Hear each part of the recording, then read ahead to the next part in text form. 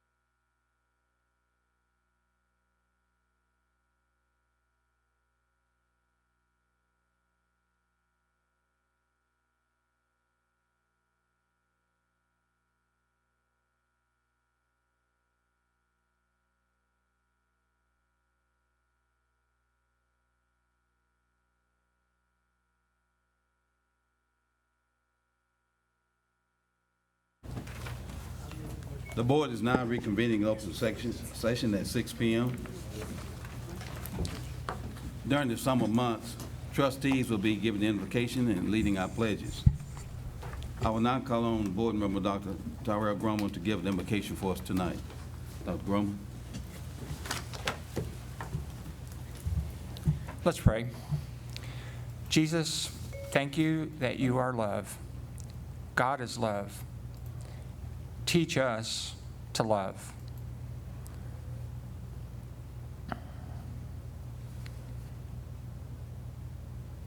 Let your kingdom come. We pray in the name of Prince Peace. Amen. Ms. Matoya will lead us in the pledges, the American flag and Texas flags. Will you please stand and join us? I pledge allegiance to the flag of the United States of America and to the republic for which it stands, one nation, under God, indivisible, with liberty and justice for all.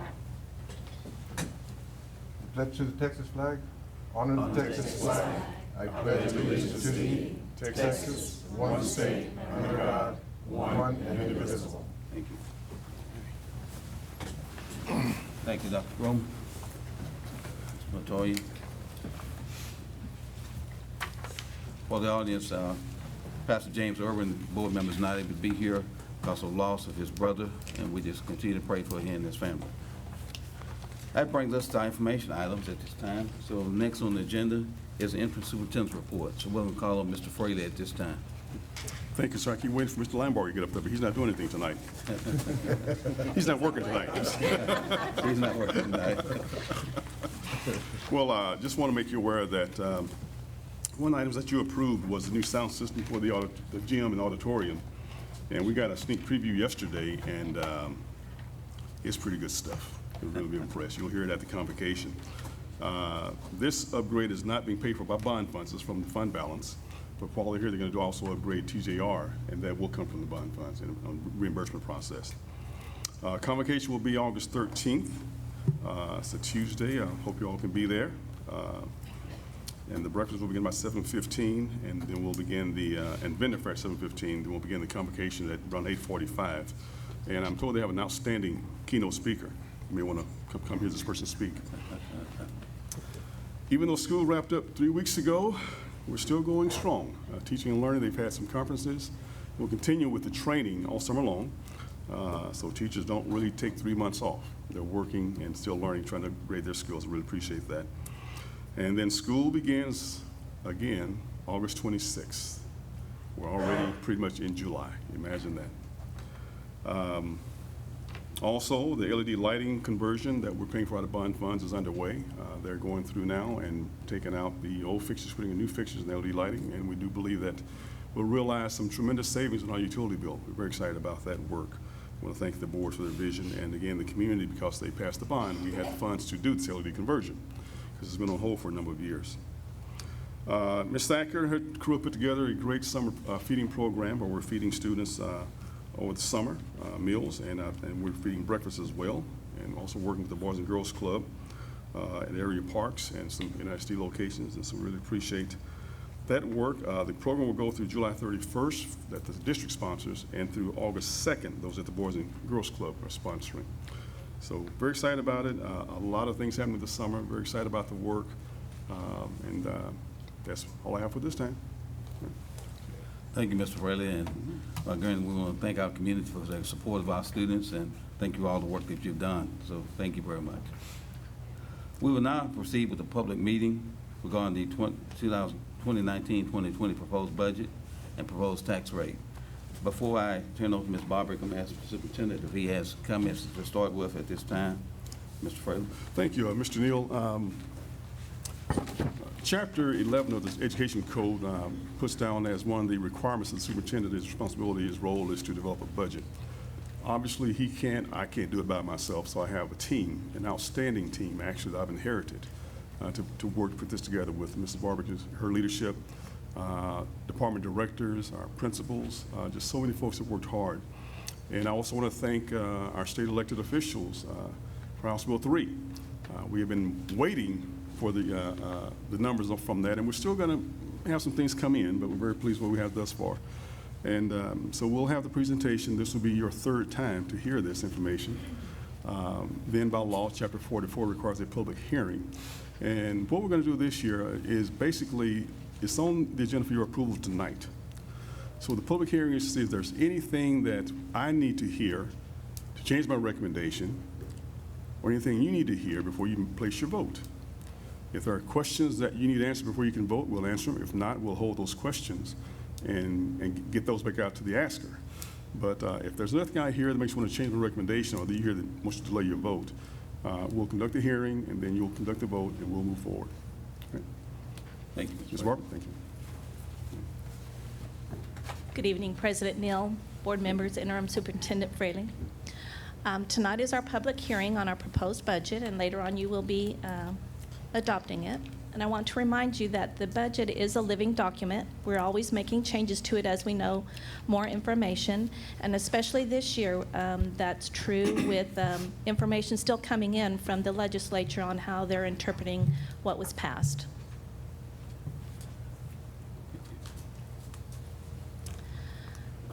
So first of all, budget requirements require that we adopt no later than June 30th. We have an estimate of our certified property values. They won't be known until July. You will adopt a tax rate in August based on those certified property values. So some of the major assumptions of the budget was funding was based on a refined ADA of 5,700.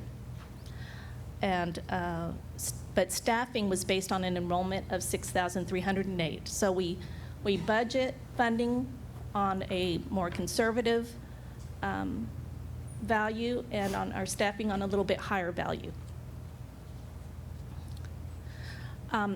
Thank you to legislature. We were able to give substantial raises this year.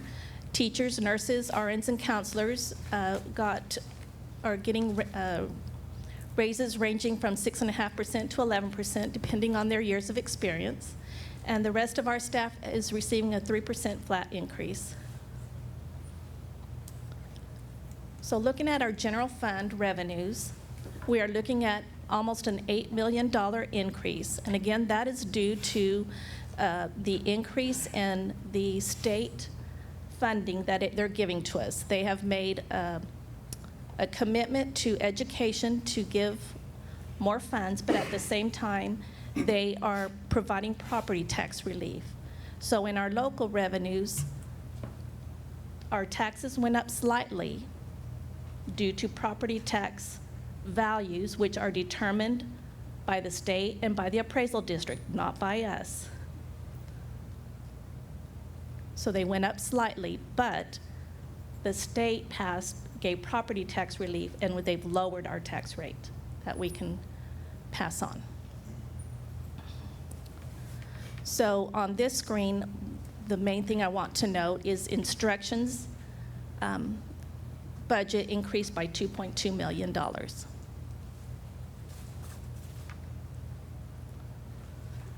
The student transportation decreased by $431,000, and that is due to some buses that we purchased this past year.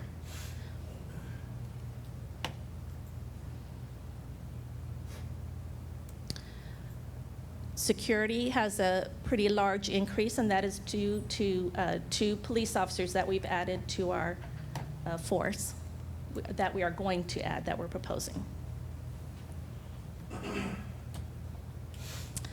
And then debt service is decreasing because we made our final payment on our buses this past year.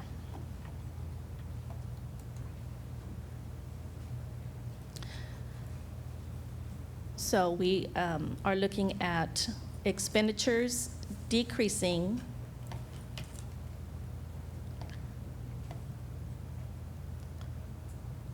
by $5.7 million.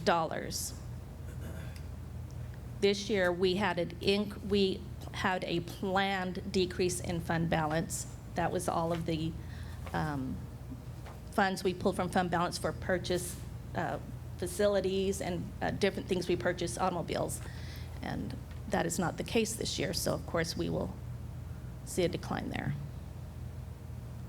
So we're proposing a balanced budget. Revenues equal our expenditures, with an ending fund balance of $22.7 million. So board policy requires that we have 3 months of operating funds available, and again, we will have that. We need $14 million, and we're projecting at $22 million total. And the highlights, again, are increase in state allotment. 76% of our budget is in salaries and benefits. Because we didn't pour all of our increases into salaries, we have some flexibility with what we're going to do. And so we've put quite a bit of that into capital improvements. So in looking at the pay raises, the general fund pay raises, you can see the majority was spent on instruction. 75% of our raises was on instruction, and the rest was pretty widespread. This is looking at our increase in funding. How was it used? So there's 2 big pies in that. 37% went towards instruction, and 35% is going towards facilities, things that we are planning on doing outside of bond funds. This chart looks at instruction increases. So I mentioned we're increasing instruction by $2.8 million. The majority of that is going towards teacher raises. The other big part of that is to some new positions, 30%. And then the next largest one is we are implementing computer replacements. So moving on to the student nutrition revenues, we're seeing an increase of about $300,000. That's due to 2 new grants that we're planning on getting. We know one definitely. The other one is still, we're working out how much we'll get. You'll receive, as I said, it's a living document, and as we know more, we'll bring that amendment to you. This is the breakdown of their expenditures. Of course, the majority is in food service. They're looking at spending a good portion of that, the new grant money, on replacing equipment. So again, we're proposing a balanced budget. And in debt service, the big change there is in our expenditures, in our bond interest. So you see we have an increase in our bond interest payment of $2.6 million. That is due to the first payment on our new bond that we received. Those funds are already in our debt service fund. They were made available through the sale of our bonds. So we did not have to raise taxes to make this payment. So our tax rate is remaining the same. So our tax rate that we're proposing, that this was built on, is a change from $1.17 to $1.06.84. And then debt service, no change, 16.25 cents. So I just wanted to show you this little scenario, looking at a market value of a home, $100,000 in this school year. After the homestead exemptions, they have the taxable value is $55,000. I just looked at my own taxes, property taxes, saw they increased 5%, so I used a 5% increase. So a $100,000 home property value increased to $59,000. So based on those assumptions, if we had no change in property value or what they paid this year, this home would have paid $643.50 in taxes this year. If we had no tax relief and no change in property value, their taxes, but a change in property value, their taxes would have gone up to $690. But since the legislature brought property tax relief, it is going to drop down to $630. So as you can see, they have a savings of $59.94. that is on a home, a $100,000 value home. And that concludes my presentation. Thank you, Ms. Barber. This will be an opportunity for the audience to make comments. Comments at that time must pertain to the budget and tax rate presentation, and we'll use the rule of 3 minutes. Mr. Morton, if you will time that. If there are any audience members that have comments, if so, please approach the podium and state your name. And again, remind the audience that by law, developing the budget is the role of the superintendent. Approving the budget is the role of the board. And so for the public hearing is to provide me with information I need to consider to change my recommendation, or for the board to delay their vote. If there's a question that you all need answered before you can vote, we'll do that. If not, then we'll just take the question and we'll respond to it later on, because tonight we're going to expedite time, only consider things that we need to look at to change a recommendation or to delay your vote. Thank you. Good evening, President Neal, board members, and Interim Superintendent Fraley. My name is Michelle Peck, and my comment is I'm disappointed that as a public we haven't had a chance to learn more about the budget prior to you voting on it or considering the budget tonight. In the past, we've had an opportunity as a public to ask questions and understand more about the decisions that are being made by representatives within the district, and also to give us some information so we could talk to those who represent us on the board as a community. It's very, very helpful from my perspective as a taxpayer, but also as a parent, to have a better, greater, deeper understanding of the decisions that are made when it comes to spending money, particularly when it comes to the instruction of our kids. And I would appreciate in the future that our board would consider bringing back some of the budget hearings that made it accessible to the public in the past. Thank you. Thank you.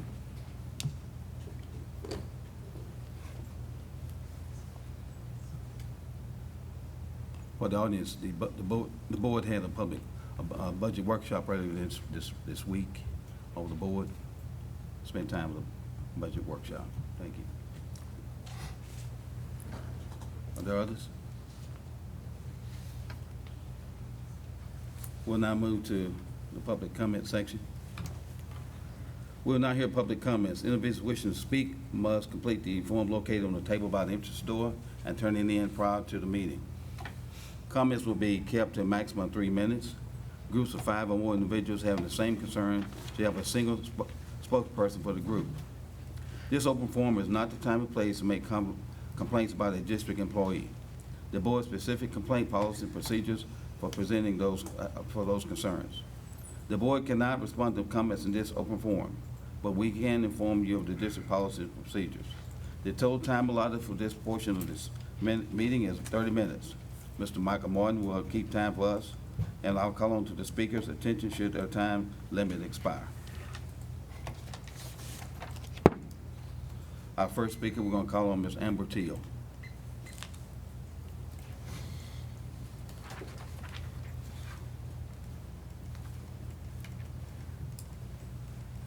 Good evening, everyone. I just want to first start by giving a charge to the counselors at the high school. There are a couple of steps to this charge. The first one is to increase the SAT, ACT, the number of students taking those tests, and to increase the number of waivers that are being given out, increase the scholarship assistance, increase availability, and decrease the barriers that students are having to accessing the counselors, increase parent communication, and increase the acceptance of help from the community. I want to give you a couple of stories that I've heard over the past couple of months of students at the high school. Since the high school is 67% economically disadvantaged, I believe that at least 60% of those students should be taking the SAT. If a student receives free or reduced lunch, they can receive a waiver to take the SAT for free. A lot of students don't know that. A lot of parents don't know that. I'm going to tell you a couple of stories. There was a 19-year-old female living with extended family, didn't have a relationship with her mom at the moment, and she wanted to go to college. Well, to do her financial aid, she had to have a relationship with her mom. She moved in with extended family. They had no idea. She had no plan. She wanted to go to college, but she didn't know where. She didn't know what. She didn't know, hadn't filled out anything, didn't know what the SAT was, none of that information. She's already 19 as a senior in high school, so she's already at risk. So the family member she was living with gave her a list of stuff to do. She went to the counselor several times, received little to no help. It was come back during lunchtime, come back later, nobody's here to help, things like that. So the family member went with her, had one question that took 15 minutes and the counselor didn't know the answer to. So needless to say, she graduated and is now accepted into Tyler. But if they would have gotten help from the counselor at the high school, she would be ready to go. She's not. She's accepted. She doesn't have financial aid, no plan, no nothing. The 19-year-old male living with family friends, so African-American male, 19 years old, already at risk for dropout. He received little to no help from the high school counselors. He would go, ask for help, come back later. Here you go, you can get on the computers. He didn't know what to do. He was actually told that he shouldn't go to a college visit because he wasn't college material. I didn't like that. Also, I witnessed a student come into the office to pick up some transcripts from the counselor. It was on a Friday about noon, and she was told to come back later because the counselor or whoever gave out the transcripts wasn't available. Well, she's like, well, I was able to get out of class now. I'm not going to be able to get out of my class later. I need this to submit to this school now. And so that really became a barrier to her. Thank you. Mr. Neal, if I may. Thank you, Ms. Chill. I appreciate that, and we'll make note of that, and I'll be having some conversations with folks. Thank you. Thank you. Dr. Heather Olson-Beal.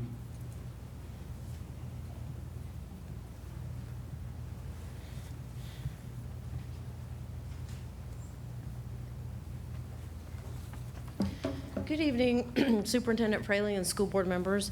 I'm here tonight as a community member, a professor of education at SFA, a parent of 2 NHS graduates, a parent of a rising NHS junior, and a member of the Nacogdoches chapter of Moms Demand Action.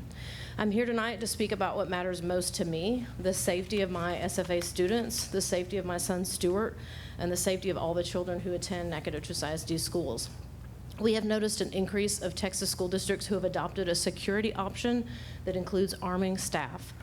For the safety of our students and educators, we urge Nacogdoches ISD not to adopt the school marshal program nor the so-called guardian plan. Please note that I do not and will not refer to armed educators as school marshals or guardians. I'm intentionally calling them what they are: teachers, coaches, librarians, counselors, principals with guns in classrooms. Guns do not belong in schools, which are meant to be places of sanctuary, safety, and learning for children. There is no evidence that arming teachers makes schools safer. Arming civilians is not an effective way to stop active shooters. Law enforcement officers are extensively trained to handle the chaos and dynamics of an active shooter situation. Teachers are not. Trust me, I know what pre-service teachers need to know to be able to pass the PPR and become certified in Texas. The approved educator standards from TEA do not include any mention or training of handling a weapon while performing your teaching duties. Out of 160 active shooter incidents, the FBI found only 1 successful armed civilian intervention, and that civilian was a trained U.S. Marine.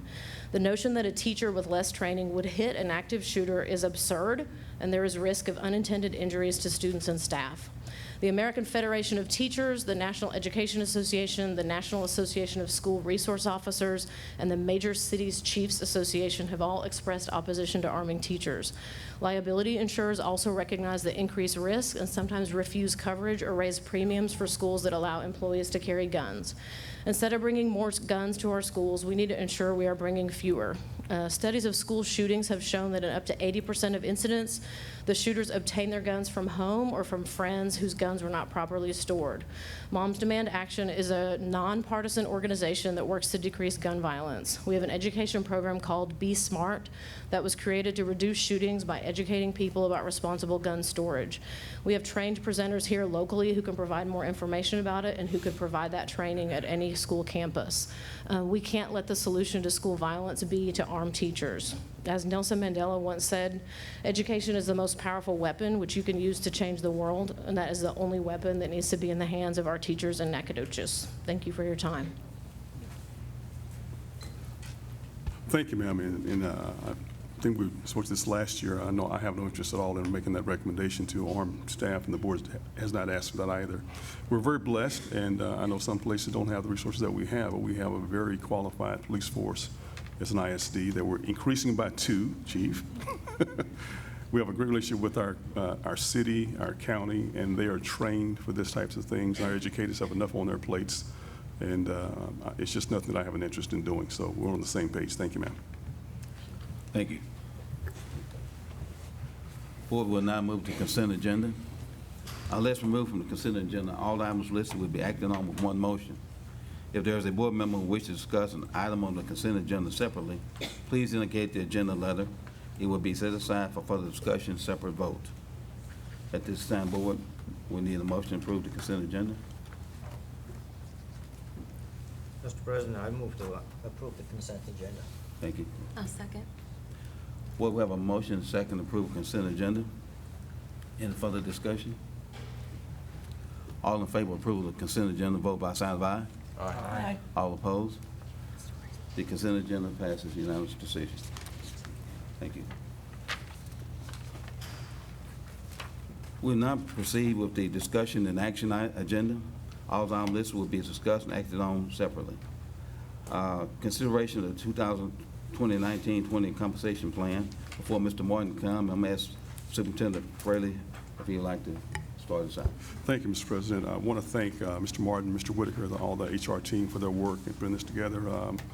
Again, we don't have any staff members overpaid, and we'd like to do a lot more, but I'm very pleased with what we're able to do. And again, I do want to thank our elected officials for what they did with House Bill 3 that has given us some opportunities here. So we're very excited about that. And there's nothing new to add other than what we've already discussed. And so, Brother Martin, all is yours. Thank you, sir. Good evening, President Neal, board members, Interim Superintendent Fraley. Just a few items to add that after our board budget workshop held on June the 10th and after our Monday agenda review, we just wanted to make sure that we had everything correct in our book before your approval. First of all, just to highlight things that were in the compensation plan. One was that we're recommending increasing the sub rate from $75 to $85 a day. As Ms. Barbrick mentioned earlier, teacher raises range from 6.5% to 11%. We're recommending increasing the bilingual elementary classroom teacher stipend from $3,000 to $4,000. All other employees we're recommending receive a 3% raise across the board, flat raise. We're recommending moving police officers from a pay grade 6 to a pay grade 7, as well as police sergeant to a new pay grade 8. Things that we've revised since this past Monday, the 17th. At your places, you have in a blue tab. Give you just a moment to get that.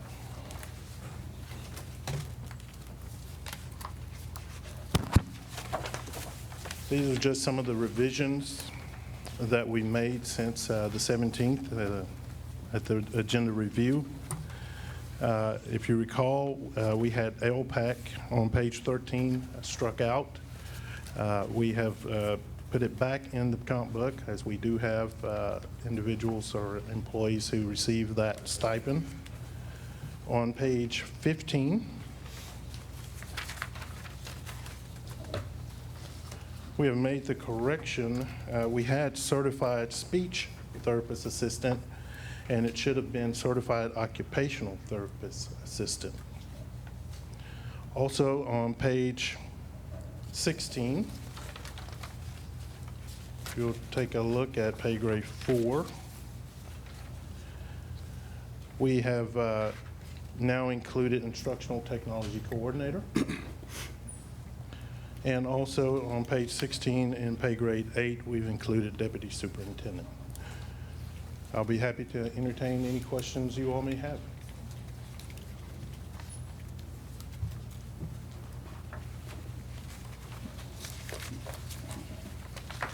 Board, we have any questions for Mr. Morton?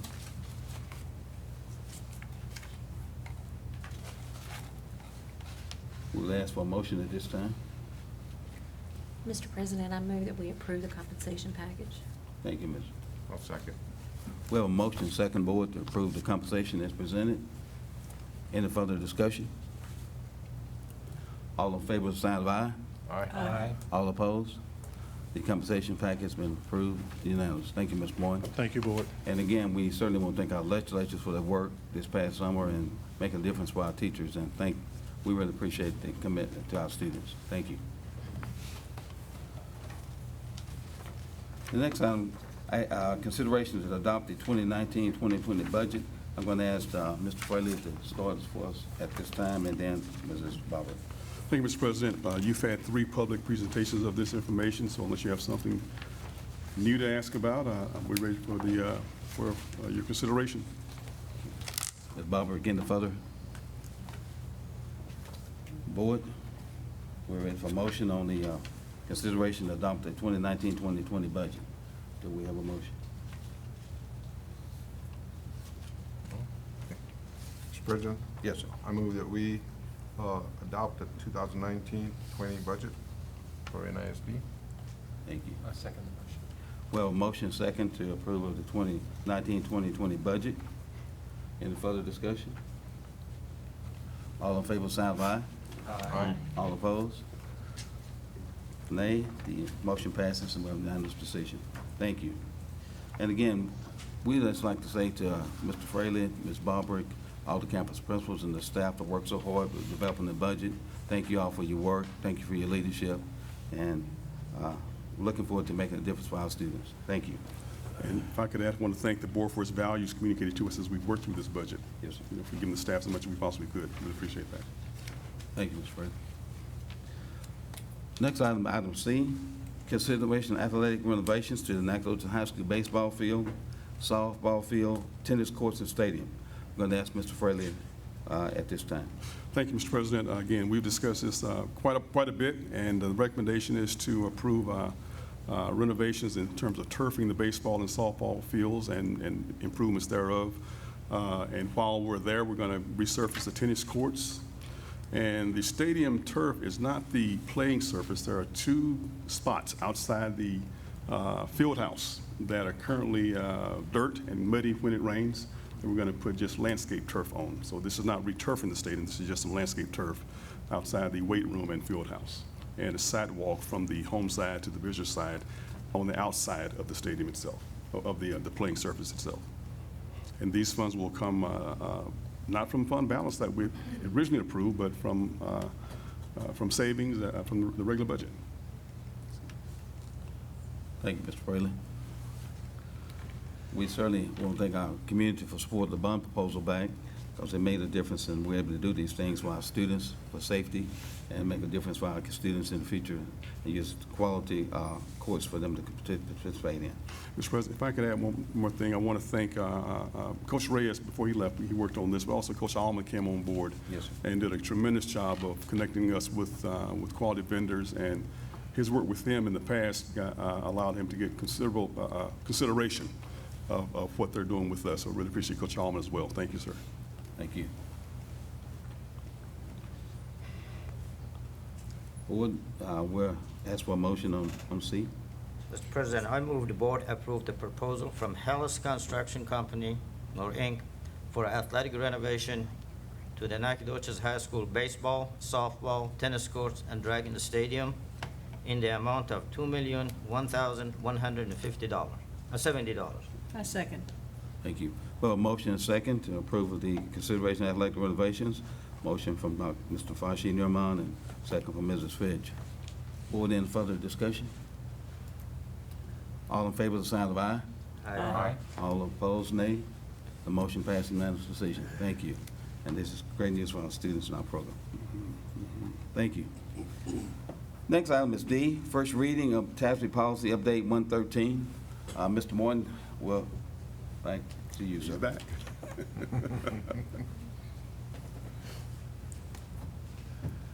Good evening again, Mr. President, members of the board, Mr. Fraley. TASB has recommended update 113 of your board policies. Most of the updates focus on updating legal policies that have been changes affected by administrative rule or the Commissioner of Education's rulings. Several of your local policies have also been affected, and they've been updated to better align with the legal policies. We go through a process of a committee process of looking at each of these policies, and we bring in several experts in the area. Our committee included Dr. Hill, Ms. Barbarick, Ms. Young, Ralph LaRue, Robin Thacker, Chief Sandra Murray, Holly Anderson, and Mr. Fraley to look at these policies and make recommendations to the board. At this time, the board administration recommends that the board approve first reading of the local policy of update 113. Thank you, Mr. Moore. Board members, is there a motion to approve of first reading? Let me offer this, Mr. President, if I may. Yes. We talked about the FNF, and we're looking at options so that when it comes to final approval, it may reflect a little more of what we discussed, and we may actually do our own thing and leave the language in policy regarding drug testing versus taking it out. So that's totally this board's discretion. Thank you, Mr. Wright. So are you saying that that you're looking at it and considering a staff recommendation? Right now, we are prepared to either put it in administrative guidelines, or if it's your desire, and I think it is, to leave it in policy. We've talked with TASB, they would prefer something else, but it is your call, and I like it that way. So our understanding is that you would rather leave the language in policy, correct? Versus going to administrative guidelines. I believe that's the discussion that we had. Yeah. So I we know were I in prefer agreement it with that that. way. And so that's where we are right now. So that's what we're prepared. So your first reading will approve this, but and any final reading will make sure we have the language back in policy.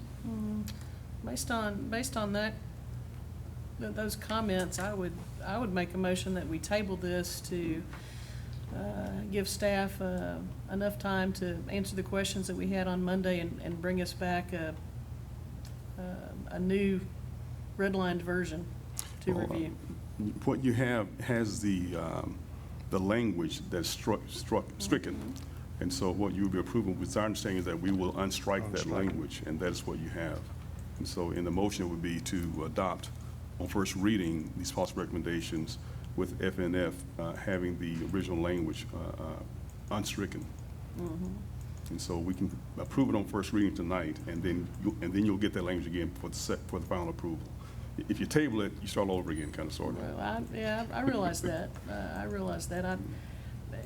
I think my motion will stand. It'll either die for a second or move forward. Okay.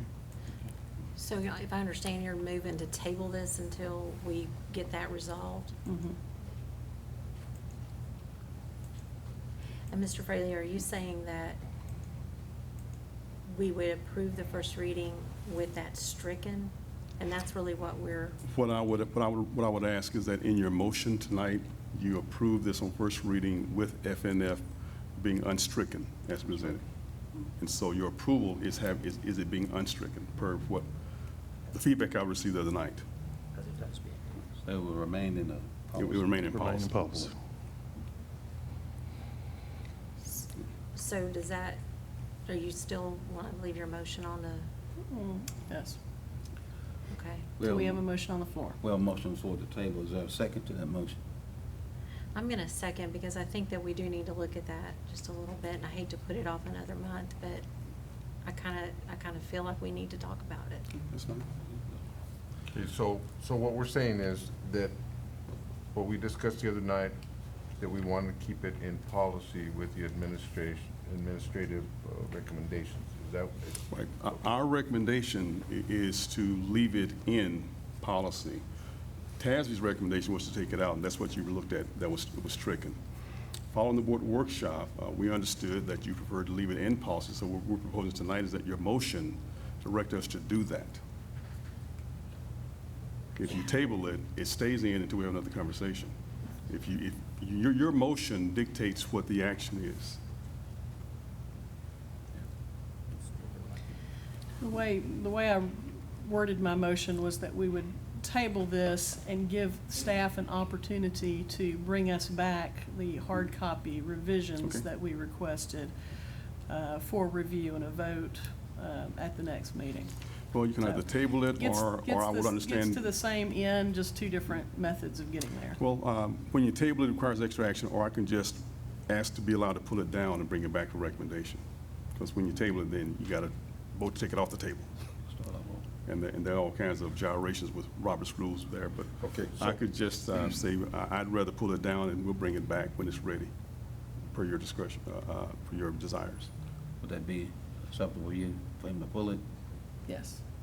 That will still give the same emphasis on being able to get feedback from staff, right? Well, what we I will think do that's is, what your we concern will, was, Pat, we will, right? we will give you a hard copy of it without it being, the language being stricken. Okay. You'll have that. Okay. It makes it easy if we just pull it down versus if you vote to table it, then you vote to take it off the table, then you got to vote to motion, and just a lot of stuff. Okay. If you're okay with that. So as of right now, this item has been pulled, and we'll get the language back out with it being unstricken. And we'll start, and you'll get it back on first reading with the new language. Okay. Thank Cool. you. That'll work. Thank you. Thank you. Thank you. Well, thank you all. Thank Appreciate you, that. Board. Thank you, Ms. Morton. Thank you. Item E, consideration of rescheduling the September 2019 agenda review meeting and the regular board meeting, Mr. Fraley. Yes, sir. Okay, the regular meeting is, per the rotation, is set for September 19th, and you have a state convention starting the next morning, and many of you go up the day before because it starts early. So the recommendation is to move the September meeting to September 26th, that Thursday, and we'll have the agenda review that Monday, September 23rd. So do we need a motion for this? Yes, sir. Yes, sir. Board, do we have a motion for the change and rescheduling September board meeting? Mr. President, I move the board reschedule September agenda review on Monday, September 23rd at 12 p.m. and the regular board meeting on Thursday, the 26th of September at 5 p.m. Mr. Vice Chairman made a motion to approve the recommendation, and Mr. Montoya second. All in favor, sign of aye. Aye. All opposed? We'll change our schedule at that time, the board meeting. Next are reports on the agenda, are reports that we're going to ask that the STAR test 3 through 8 and STAR EOC assessment results. Before Dr. Corley begins, I'm going to ask Mr. Fraley if he has any comments as we discuss the STAR test today. Thank you, Mr. President. I want to thank again the team for their outstanding work. I know staff have worked very hard this year, and they continue to evolve in the accountability system, and our staff continues to work very hard at it. And there are a lot of challenges out there, and we're not testing the exact same students at the same grade level, so it's not a year-to-year comparison, the same cohort. We did a great job last year, did a great job this year, but you'll find we have some continued challenges as we look at the first reports, and we'll be getting final reports later on. But right now, we're looking at the preliminary numbers, and so, Dr. Crowley. Thank you. Good evening, President Neal, board members, and Interim Superintendent Fraley. This afternoon in our data review, we will be discussing several different data sets. The first one is our primary grades, pre-K through second grade. We're required to provide assessments for those children. In addition, we will discuss the STAR end-of-course results, 5th and 8th grade reading and math for Student Success Initiative for the 1st and 2nd administration, as well as STAR results for 3rd through 8th grade. We will also have preliminary predictions for our accountability for 2019. At this time, my colleague and our district literacy specialist, Jennifer Simmons, will join me. Thank you. Good evening, everyone. Okay, let's talk literacy. We'll start out with pre-kindergarten and their circle testing, and you can see what all that stands for. If you will pull your purple tab, you have a list, and I have a list for people in the audience if they'd like it, a list of all the things that make up literacy, from syllabication to onset and rhyme, alliteration, just so you have an idea of what all those things mean. So this is how our students are tested, because reading, of course, is very extensive. It's not just something that just happens, it's something we have to plan to happen. But in our circle, this is comparing beginning of the year circle to end of the year circle. We have 15 pre-kindergarten classes, and so these were their results from the beginning. And as you see, we started out pretty low. We have 22, but then we at syllabication, and syllabication is breaking words into syllables. And for pre-kindergarten, most of their skills, actually all of their skills except rapid letter naming, are phonemic awareness, which if you think phonemic, that is all has to do with sounds. They don't have to see anything. If you think about a phone, you don't have to see somebody on the phone. It's just a phonemic. So that part is just about the sounds and how they make the sounds, how they put sounds together, how they take sounds apart. So you can see we had increases from the beginning of the year to the end of the year. The one place we see the most concern, which this is our third year to do circle testing, and alliteration is always the lowest. That is one of the most difficult skills. That's where they have to repeat the initial sound of words and recognize that. And so we have already been working as a team to set goals for next year, and then we've been working with our pre-kindergarten teachers so that they are going to have those activities ready to go at the beginning so that we can continue to work on those skills. Are these gains that we're seeing this year equivalent to what you saw last year with this program? Yes, you're going to see, at the end, I have a 3-year slide that shows the 3 years progress by the end of the year. So Excellent. That'll be the exciting part, yes. And then for our kindergarten through second grade, theirs are a little more extensive, and theirs, with the pre-K circle, it's not a progressive assessment. They're assessed the same way, over the same things every time. For TPRI, which is the Texas Primary Reading Inventory, for kindergarten through second grade, each time they take this test, it gets a little harder, and the skills get harder. So it's incremental, but it really shows their progress.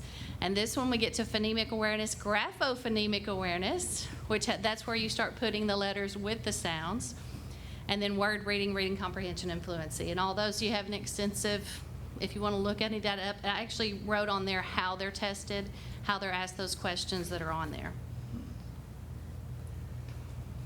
Okay, the next one, this is the report as we get it. So, as you can see, even like each child gets a report like this. This happens to be the district report like this. But what I've done, because under each, like under phonemic awareness are those, there are 4 different areas. Under graphophonemic awareness, 5 different areas. So what I've done is I've taken those and averaged them all together so that we can look at it more easily as a district. So for our kindergarten, on phonemic awareness, we see some really great growth. Remember, that's where they're just making the sounds, hearing the sounds, taking sounds apart, putting sounds together. Then the graphophonemic is where they're actually putting the letters with the sounds and breaking those down. And we went from 59 to 94%. That's very exciting. And then the listening comprehension started at 30% and ended at 77%.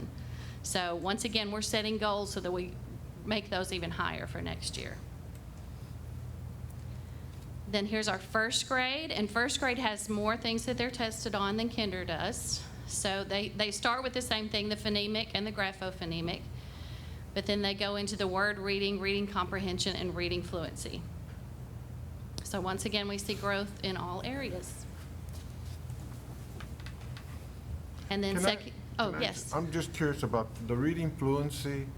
Is that based on like a time when they read, like a certain amount of time that they read something to see if they're... It's based on, like, whenever they're reading, whenever they're taking the test, like, it's how many errors they have. So, like, they've read, say they read 3 sentences with no errors, but then if they have some errors, then you start, that's more like just... Yeah, it's how they read. Okay. Then the comprehension is when, after they've read, actually I wish they'd flip-flop those 2, but that's not the way it's on the report. Right. But then after they've read, then they're asked the questions, and that's where you get the reading comprehension. Thank So you. the reading fluency is like the word calling and Okay. just being able to read it, but then comprehension is where did they understand what they read. Okay. Thank you. You're welcome. So that's why on these, you'll see a lot of kids, the reading fluency will be higher, because they're not comprehending as at high a level as they're reading. And then second grade results, we do the same thing. In second grade, though, they no longer do the phonemic awareness. It starts at the graphophonemic knowledge level. But then you see the same thing here. The reading fluency is going to be higher, and then the reading comprehension will be a little bit lower. Okay, and this is the exciting part. So this is the early literacy data over the past 3 years. So when we look at pre-kindergarten circle, you can see we've gotten incrementally, we've gone up each year. And once again, the alliteration is the one that's always given us the most trouble, but we have set goals and our teachers are working on activities that are going to be built in so that they're going to continue to use those. And then here's our kindergarten.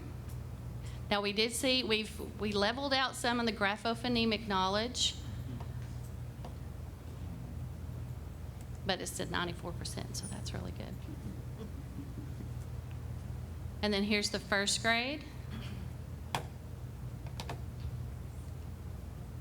Some of those we've stayed the same, but remember, it's not the same group of kids, and some of the kids, if you noticed, well, I should have had like from the beginning of the year to the end of the year, because I noticed when I was going through the data, like our kids started at a lower level, but they made greater gains. That makes sense? And second grade, this was the one last year that we had the anomaly that we went down in reading fluency, but then I was happy to see that we went back up this year. But once again, with the comprehension, yes, we want them to be able to read the words, but we really want the comprehension to continue to go higher. Are there any questions? Well, We're seeing good progress, and Yes, sir. talk a little bit about what are you doing? Phonics making a difference? What are you Yes, doing sir. that's making a difference in The it? phonics, adding the phonics in has definitely made a difference. Yes, sir. Teachers teaching those phonics And so are you increasing the skills. time with the students for them to be able to have a better comprehension and better fluency, or is that just a standardized amount of time that you spend with those students? Well, we all have a certain amount of time that they spend with reading, and reading, of course, is in the younger grades, they have more minutes in the day that they spend on reading than they do in the other subjects. But yes, they pull small groups, and yeah, we have the phonics and the guided reading, and yes, sir.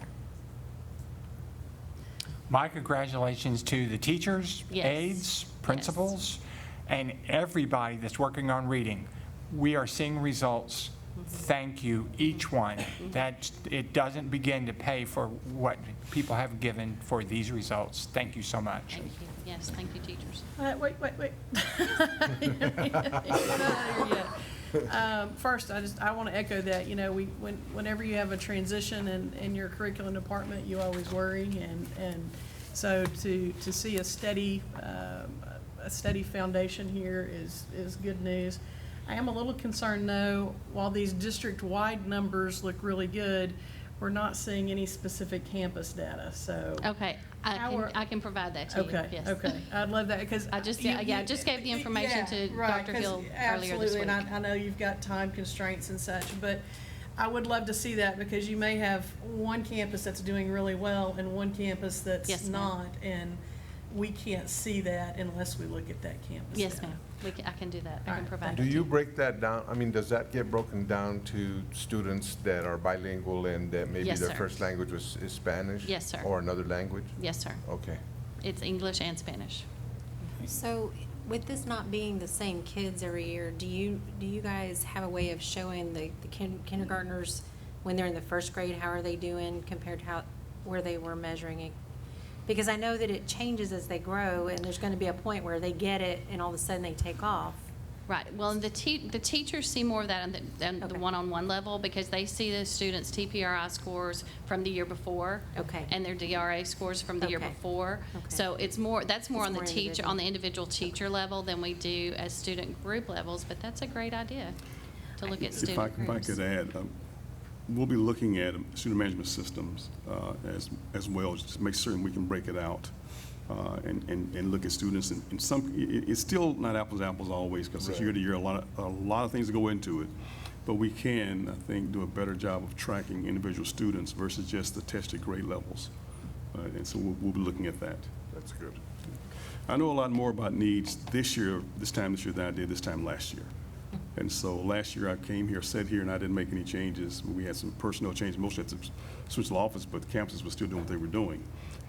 But I've noticed that we do some areas we need to look at to create a little more consistency and not dictation, but just a little more consistency and have better tools to analyze some things. And again, this is why we talk about the pre-K center. And the literacy development is very, very critical. And I gave you all some research the other day talking about the impact of environmental conditions and living conditions that do have an impact that our staff do a tremendous job of helping more kids overcome it. But there's a lot to overcome. And it's getting more and more challenging. Not an excuse, but you got the brutal facts are we have some challenging situations, period. And staff's doing an amazing job with what they're working with, but we need to find more tools because we can make a difference with different strategies and data, and we'll be looking at those types of tools.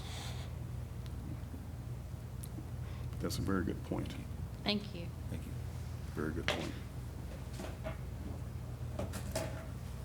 Now we will present data for the STAR assessments for spring 2019, beginning with the end-of-course assessments.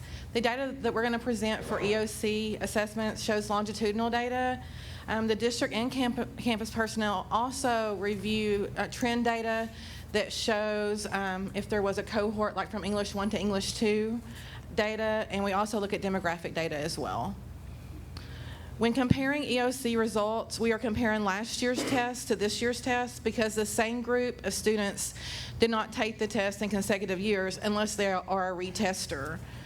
With the new accountability system, it's critical that we analyze the data in all three performance levels, and so you'll see approaches grade level, meets grade level, and master's grade level. When we review the data presented in this chart, we're seeing gains in all tested areas with the exception of master's level at English 2 and U.S. History.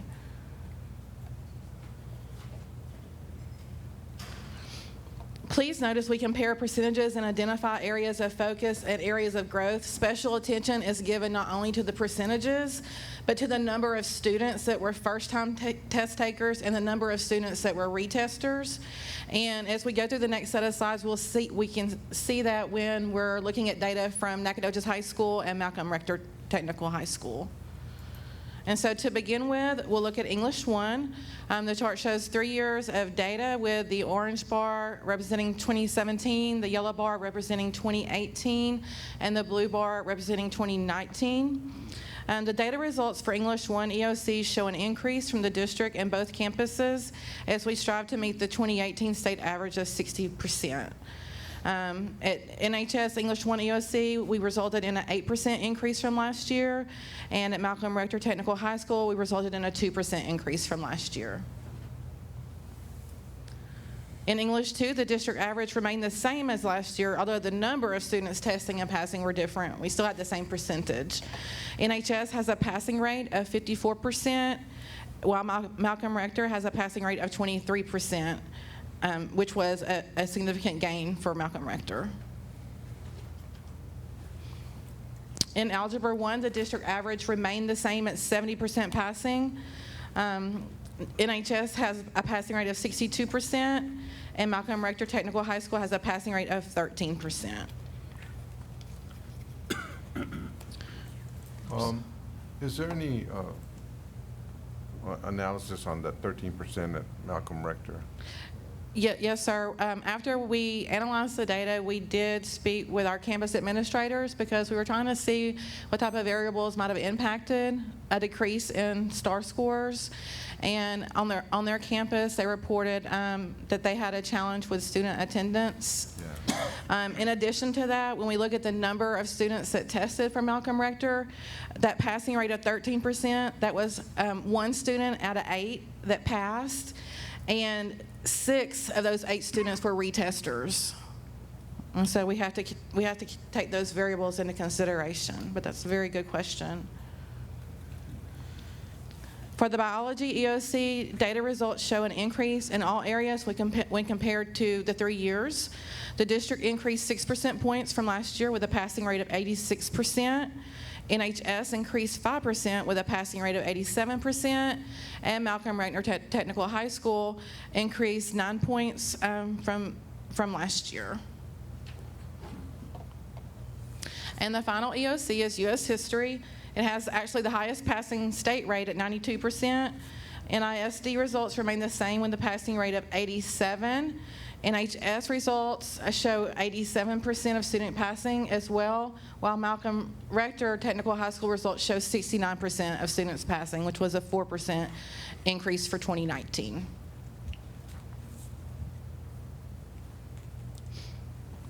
Next, we will view the data results for the SSI Second Administration for 5-8 Reading and Mathematics. Before we move off the high school, Yes, can I ma'am. just say hats off to these teachers and Dr. Crespo. These are some wonderful gains that you've posted this year, and given another year or two, I can see we're going to be right there hitting that state number, so well done. If I could add, I want to appreciate NHS as well, but also Malcolm Rector. I know you guys have a lot of focus, and you have a lot of issues that you deal with beyond what other folks deal with. And so I just want to keep encouraging the staff as well, Mr. Adams. Thank you all very much. If I could, I also, having that opportunity to work at the alternative school, it's a lot of challenges. And I have to say that we have some really good people there that really don't give up on the students. And that's what matters, is because we can't give up on these students. They should have the opportunity to be successful. And we need to do everything we can to make sure that they're successful. Yes, thank you. So as we move into our 5th and 8th grade reading and mathematics for the Second Administration, we're going to be kind of looking at a comparison. The chart shows the number of students that passed, the number of students that were tested, and the percentage of students that passed for the First Administration in April, and then again for the Second Administration in May, and then we have a cumulative view. And so the highlighted cells there show that between 5th grade reading and math and 8th grade reading and math, we ranged anywhere from 27 to 36% on our Second Administration. But as we switch to the next slide, we focus on the increase from the First Administration to the Second Administration, and we can see the gains that we made. We provided accelerated instruction between the two administrations. We see that 5th grade reading increased from 60% to 74%, which was an 11% gain. 8th grade reading increased from 64 to 74%, which gave us a 10% gain. 5th grade math increased from 76 to 84%, which gave us an 8% gain. And then finally, 8th grade math increased from 66 to 75, giving us a 9% gain. So it's always exciting to see those shifts, especially when we provided accelerated instructions for our students that were in need. How much does summer school play a part of this? Summer school takes in after the Second Administration, and so when our students test actually next week for the Third Administration for 5th, 8th reading and math, we'll be able to analyze the third set of data to see what type of impact our summer school curriculum and personnel and our whole programs have had for our students. Good. While we note the commonality among passing percentages for the Second Administration being right there around the 20 to 30% range, it's important for us to pay attention to the numbers and not just the percentages for the First and Second Administration from year to year. If we look at, in 2019, the First Administration, we had more students that tested in all areas compared to last year's First Administration, with the exception of 8th grade math, which is a lighter shade of green there at the bottom. And so when we're looking at the numbers of how many kids actually tested and then how many students actually made approaches for 2019, we can see that due to the larger number of students that tested, the data result numbers indicate that we had more students pass. And so we can't just leave ourselves to look only at percentages. If we just look at the 5th grade writing at the top rows there, we see an example. When we view the results for April, we see that 275 students out of 455 students passed, and that was 60%. Whereas we had 267 out of 409, which was 65% in 2018 that passed. So in all actuality, we had 46 more students pass this year, even though the percentages don't reflect the gains that we had. And again, typically, the more you test, the lower your percentage is going to be. Right. Typically.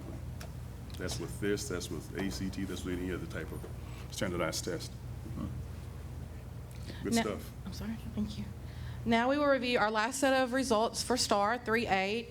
While we are reporting approaches grade level passing standard on the data analysis, please know that we're always examining all 3 passing standards. And because we're looking for students that not only passing, we're looking for students that are at meeting grade level and that are mastering grade level throughout the years. We're taking our local assessments and our district-wide benchmarks. 28 STAR results are presented in yellow, while the 2019 results are provided in blue. And so we can see that third grade, we had a 61% state average for 2018. Our district was at 61% with a state average being at 76. The results indicate a 5% increase at Emmeline Carpenter Elementary and an 11% increase at TJR Elementary, which crossed the state average goal. For 4th grade reading, the district scores show a 3% increase at 62% for 2019 when compared to 2018. Emmeline Carpenter's data shows a 24% increase. Fredonia Elementary's data shows a 21% increase, and Nettie Marshall exceeded the state average for 2018 at 72%.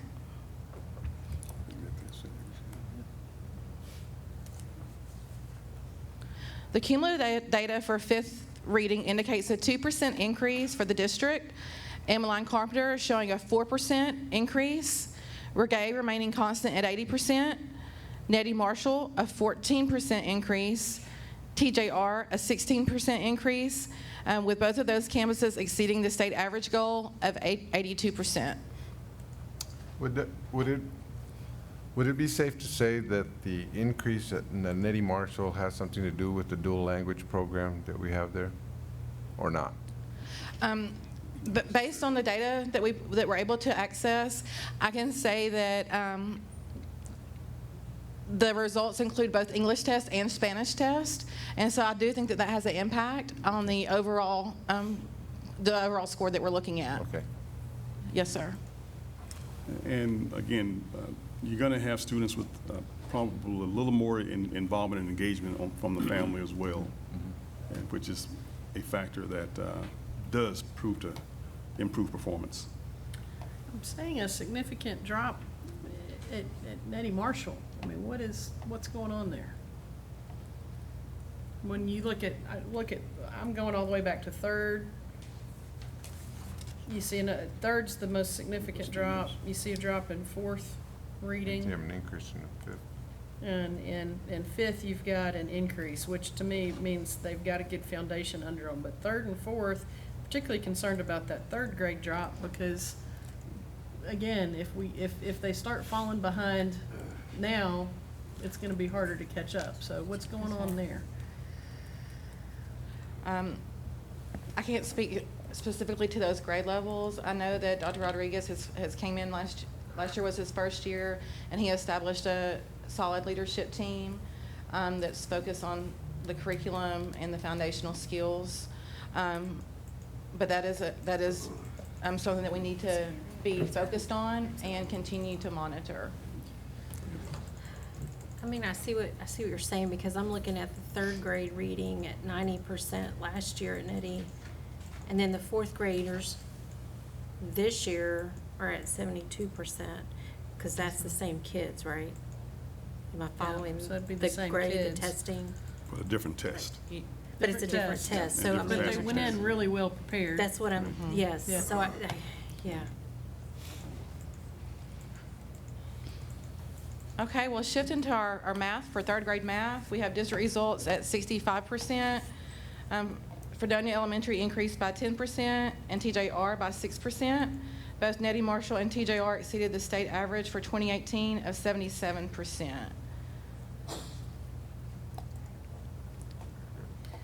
For fourth grade math, our district-wide results show 61% passing, with TJR increasing by 1 percentage point and exceeding that state average of 78%. The state average for fifth grade math cumulative for 2018 was at 90%, with the data results for the district at 83% passing. Brisquin Jones and Thomas J. Rusk reached the state passing rate, while Emmeline Carpenter increased by 11%, Fredonia increased by 5%, and TJR increased by 3 percentage points. In fourth grade writing, the district remained the same from 2018 to 2019 at 47% passing. Nettie Marshall and TJR exceeded or reached the state average from 2018 of 61%. Emmeline Carpenter had a 22% increase. Fredonia Elementary increased by 3%, Regay Elementary increased by 1%, and TJR increased by 5%.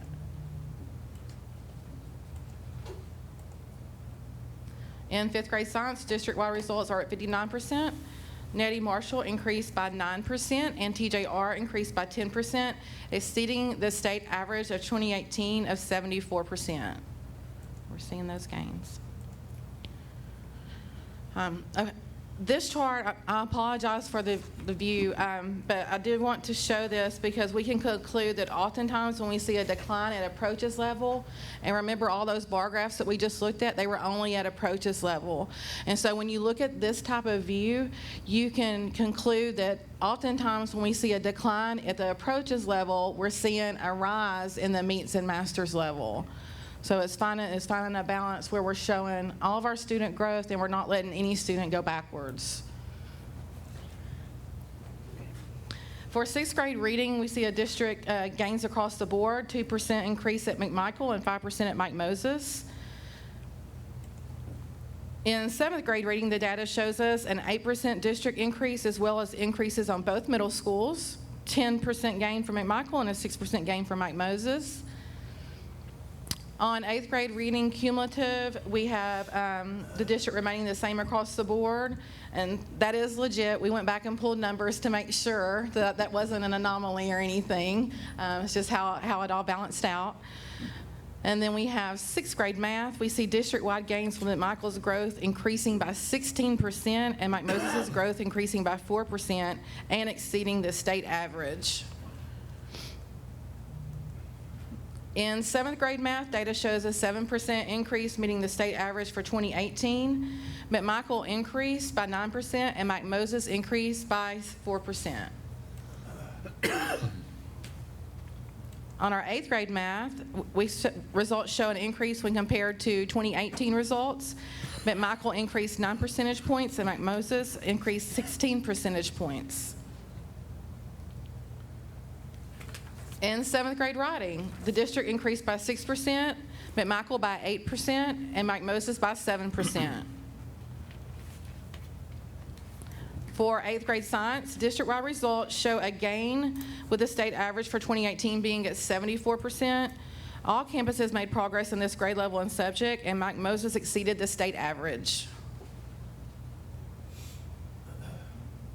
And the last subject tested for middle school is eighth grade social studies. We show a 12% gain for the district. All campuses made progress in this grade level and subject area. The chart here includes a 3-year longitudinal view. Also, again, I just want to reiterate, the cells that are highlighted here shows all the increases when we compare it. On a longitudinal view, so our middle school made significant gains across the board for every subject and every grade level. Green representing increases and yellow representing percentages that stayed the same. Way to go, middle school team. I know. Go Dragons. I know. It's exciting. We are able to make predictions based on our preliminary data, based on all these scores that we just reported this afternoon. This information is automatically populated into our data system that we use through Region 7 Education Service Center. We always are very careful and gentle with our data at this point because it is preliminary data and it is a prediction. We appreciate the fact, though, that with Region 7's algorithms that they use to help us predict, that they always err on the side of caution. And so we take that and we understand what our results mean. So on our accountability prediction, at this point, we're able to make predictions for our elementary and middle school 2019 accountability standards. Once again, to reiterate that the data prediction is only preliminary and may have an opportunity to increase once the final reports are released on August the 15th. That's when we'll know what our overall campus scores are. I think my understanding, and I may be getting ahead of you because we talked about this, is that last year each area did increase. Yes, sir. Yes, sir, that is correct. Yes, sir. That is correct. We took our preliminary predictions from 2018, and then we compared that to our final overall scores for 2018, and that is what we determined. That's why 2 schools held their breath till August. Yes, sir. Yes. Yes. Our faculty, staff, and students have been working extremely hard this year, and we will continue to build on the capacity. We have a lot of positive initiatives that we're excited about for 1920. Let me add this too, and I don't know if we have this data tool yet here or not, but there's a way to analyze the data, because right now you're looking at an aggregate in each subject area. We can analyze each subject area by campus, by classroom, to see if there's a curriculum issue or instructional issue. And right now we don't have that. And we need to be able to analyze that better, because typically our response is when there's an average below where we want it to be, we teach everything, and maybe we just failed in one area.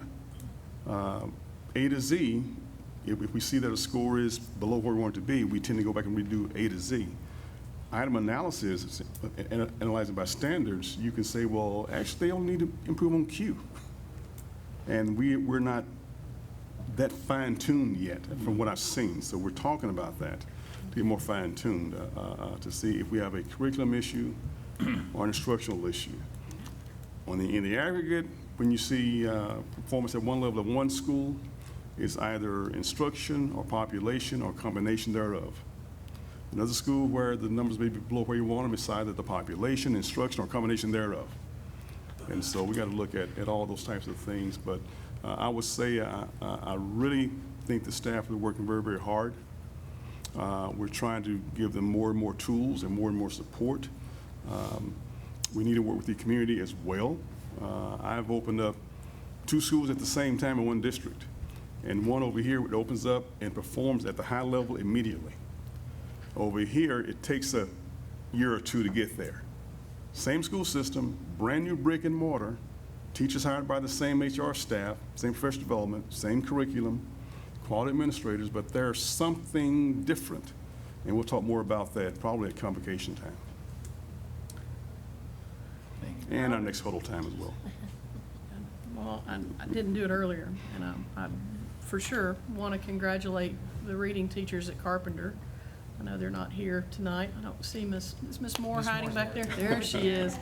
Miss Moore, please pass on our sincere appreciation and congratulations. That 3rd and 4th grade reading continues to climb, but that 4th grade reading jumping from 27% to 51%, that's, yes, I'm speechless. And that their hard work is very evident, and we're so appreciative for that. And you know, Mr. Fraley, it looks like our middle schools are solid. It looks like our high school is solid. Looks like we've got some weak areas in our elementary, and I would just urge some attention in those areas. We can't afford to lose ground. Well, I tell you, it's not from lack of attention. There are a lot of factors that you don't see reflected on here that we do understand when we talk about it. And that's where the work is. You know, the attention is there, but there again, it's either instruction, population, combination thereof, a number of things. And all these things will be addressed. It may not, you know, this stuff is time bound, but the learning is not. Learning happens when it happens. But we have some work to do, and we knew that from last year, and we know going forward, and we have a number of years before we can really feel comfortable with where we're going to be. Again, like I said, in some places, as soon as you roll up, open them up, they're already there.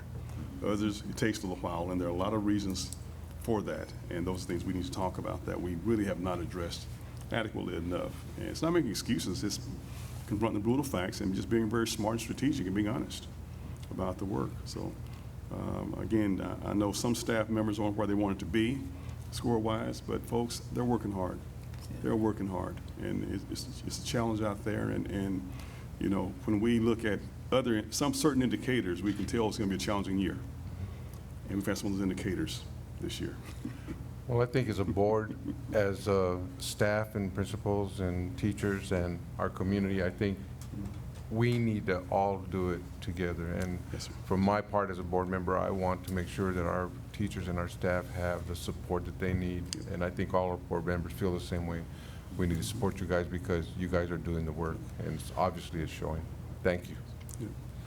We certainly want to thank all you all instructional leaders from central office all the way down to, it's a team effort. And we appreciate our administrators and our teachers working so hard in the classrooms with our students. And we appreciate our parents making that commitment to help them at school. And that extended day sometimes have to let them stay a few hours extra. And so thank you all for your support, and we're excited. We realize that we have a while to go, but thank you for the growth we're seeing, and we're excited about the commitment that you're making to our students in the district. Thank you all. Board, any other? Dr. Corley, is that last? You're finished? That's it? Okay. Thank you, man. Thank you, Dr. Corley. Thank you all. Board, last item, we need a motion to adjourn. Mr. President, I'd like to make a motion that we adjourn. We have a second? Well, motion second, all in favor, signs of aye.